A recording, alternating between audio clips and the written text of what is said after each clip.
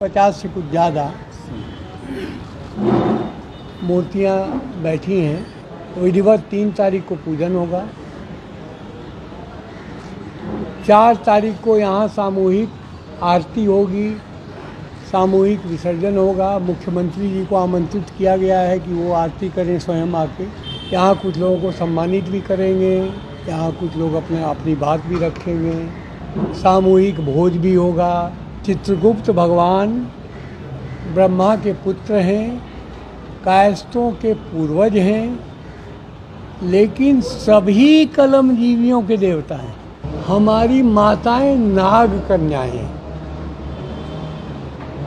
इसीलिए हम लोग नाग का पूजा बहुत करते हैं। और नाग शायद ही कभी सुना हो कि कायस्थ को डसा है, कभी नहीं, क्योंकि हमारे तो मामा लोग हैं।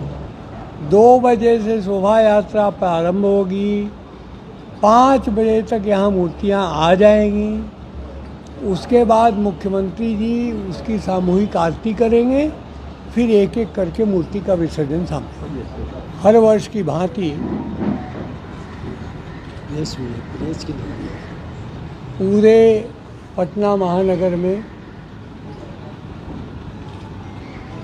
जगह जगह जहाँ स्थायी चित्रगुप्त भगवान की मूर्ति है, उसके अतिरिक्त 50 के करीब, 50 से कुछ ज़्यादा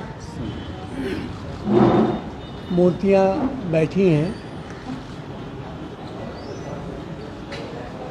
उन सब का विधिवत 3 तारीख को पूजन होगा।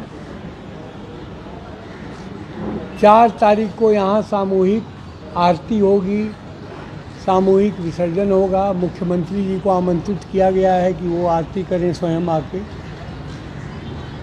और मैं समझता हूँ कि वो अवश्य आएंगे।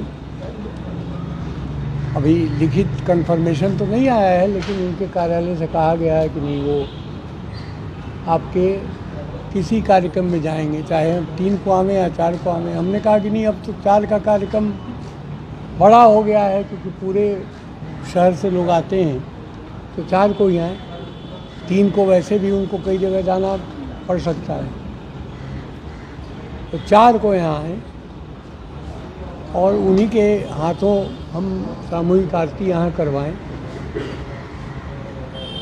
यहाँ कुछ लोगों को सम्मानित भी करेंगे, यहाँ कुछ लोग अपनी बात भी रखेंगे। सामूहिक भोज भी होगा। एक खुशी का माहौल रहेगा और प्रशासन ने इस बार बहुत ही सहयोग करके और कृपा करके मंदिर का चाहद्वारी का भी निर्माण करवा दिया है, और सामने घाट भी तैयार करवा रहे हैं ताकि विसर्जन हम कर सकें। क्योंकि हम अंदर करते थे विसर्जन, लेकिन इतनी ज़्यादा मूर्तियों का विसर्जन ठीक से हम कर नहीं पाते थे, तो उसको लोगों ने देखा कि हम बढ़ाते चले जा रहे हैं, मूर्तियाँ ज़्यादा बैठ रही हैं, तो उन्होंने इस बात पे ध्यान दिया और ऐसा किया है। उसके लिए हम धन्यवाद करते हैं उनका। मैं समझता हूँ कि सभी लोग जुड़ के मिल के इस काम को करें। चित्रगुप्त भगवान ब्रह्मा के पुत्र हैं, कायस्थों के पूर्वज हैं, लेकिन सभी कलमजीवियों के देवता हैं। चाहे वो किसी जाति के हों, किसी बिरादरी के हों, किसी धर्म और संप्रदाय के भी हों, चाहे मुसलमान और क्रिश्चियन भी हों, उससे कोई दिक्कत नहीं है। यदि कलम उन्होंने पकड़ा है, और विशेषकर जो न्याय के कार्य में है, जो जुडिशरी में है या न्याय दिलाने के कार्य में है, वकालत में है, अकाउंटेंसी में है, लिखा पढ़ी खाता बही में है, और आज के दिन में जो कंप्यूटर की हाई टेक्निक आर्टिफिशियल इंटेलिजेंस में है, वो सभी चित्रगुप्त भगवान के आराध्य, उनके भक्त हैं। चित्रगुप्त भगवान करते क्या थे? चित्रगुप्त भगवान के पास में आर्टिफिशियल इंटेलिजेंस था जो लाखों करोड़ों प्राणियों के मन में, दिमाग में क्या चल रहा है, वो क्या कर रहे हैं, इस पे ध्यान रखते थे। भाई जब सृष्टि की रचना हुई तो कुछ ही वर्षों के बाद यमराज पहुंच गए ब्रह्मा जी के पास कि महाराज ये काम हमसे मत करवाइए। आपने स्वर्ग और नरक का निर्माण तो कर दिया, बहुत बढ़िया काम किया है, हमसे ये काम मत करवाइए, नहीं तो हम नरक में चले जाएंगे। उन्होंने कहा क्यों, क्या बात है? कहा कि मैं, जो व्यक्ति आता है, जो प्राणी जो भी कहता है, उसकी बात पर विश्वास करके नरक और स्वर्ग में भेज देता हूँ, लेकिन बाद में पता चलता है कि बहुत सारे पापी, व्यभिचारी, दुराचारी लोग भी स्वर्ग में चले जा रहे हैं, और बहुत सारे लोग जो सच बात बोल देते हैं उनको मैं नरक में भेज देता हूँ। तो इस तरह से तो मैं ही नरक में चला जाऊंगा। तो ब्रह्मा जी ने कहा है बात तुम्हारी सही है, लेकिन इसके लिए हमको किसी का ऐसा निर्माण करना पड़ेगा जो ये काम कर सके। तो कुछ दिन रुक जाओ, हम थोड़ा ध्यान करते हैं। तो ध्यान उनका चला 1100 वर्ष,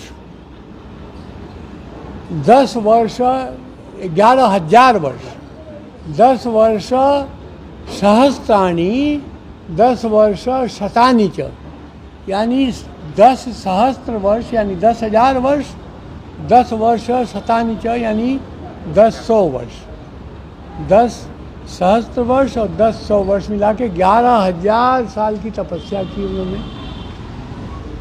आँख खोला तो चित्रगुप्त भगवान खड़े थे। उन्होंने कहा महाराज आप कौन हैं?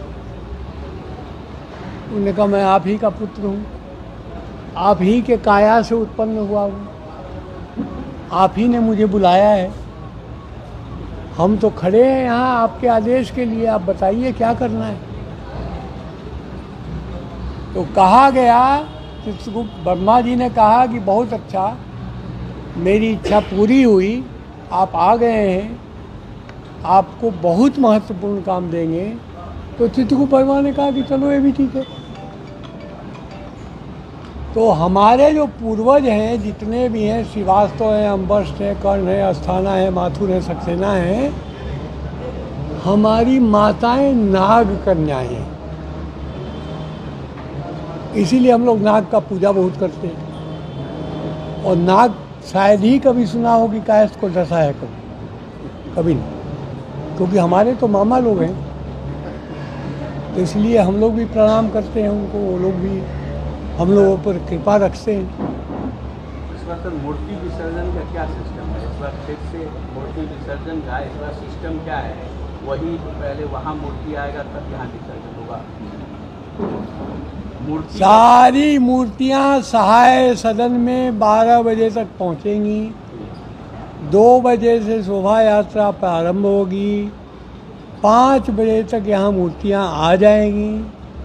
उसके बाद मुख्यमंत्री जी उसकी सामूहिक आरती करेंगे, फिर एक एक करके मूर्ति का विसर्जन सामने होगा।